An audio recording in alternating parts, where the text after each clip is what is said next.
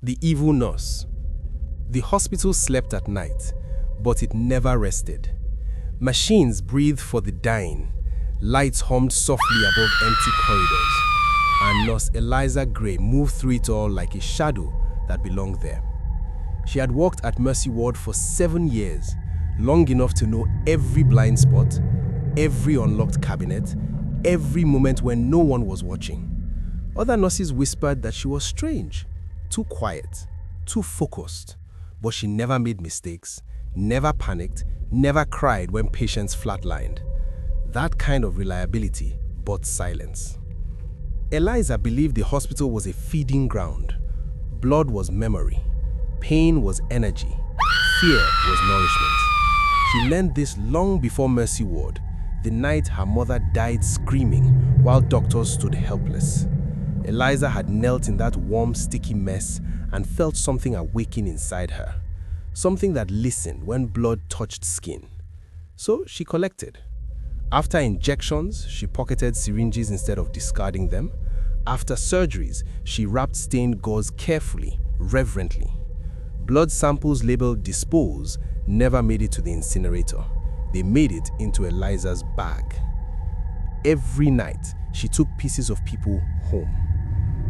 Her apartment was no longer a home. It was a shrine. The walls were lined with jars, each containing darkened blood, cloudy plasma, or rusted needles suspended like relics.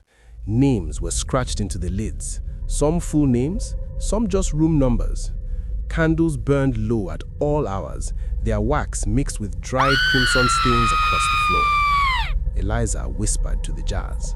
Sometimes they whispered back. She never killed anyone. She didn't need to. Hospitals gave her suffering freely. Patients bled, cried, begged, died. All she did was take what remained and use it. Until one patient noticed.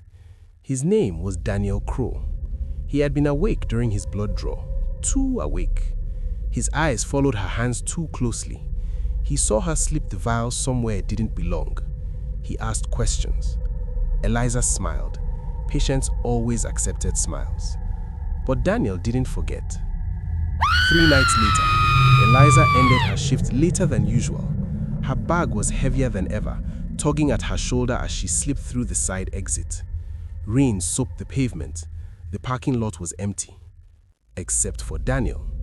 He stepped out from behind a concrete pillar, his face hollow, eyes wild. He whispered, "I knew it." Eliza froze. "You're stealing us. Pieces of us." Her fingers tightened around the strap of her bag.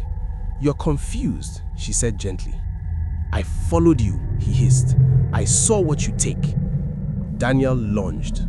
The bag hit the ground and split open. Syringes spilled out like metallic insects.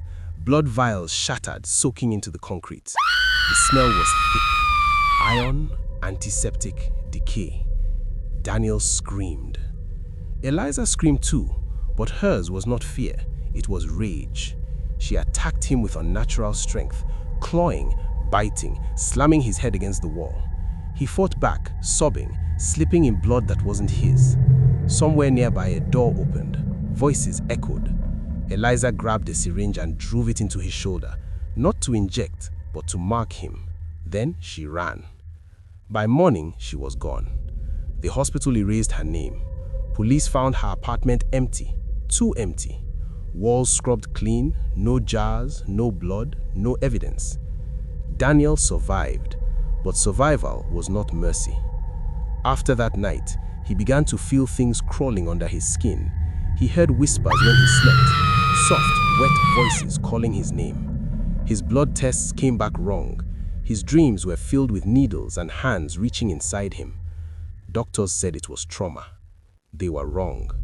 Because Eliza hadn't fled, she had spread. Months later, hospitals across the city reported strange incidents. Missing samples, used syringes vanishing, patients awaking with unexplained puncture marks. Nurses swore they saw a woman standing at the end of the hallway, watching.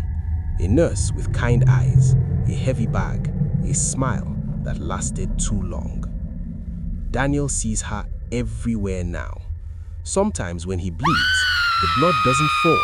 It pulls, and somewhere in the dark, Nurse Eliza Gray is still collecting.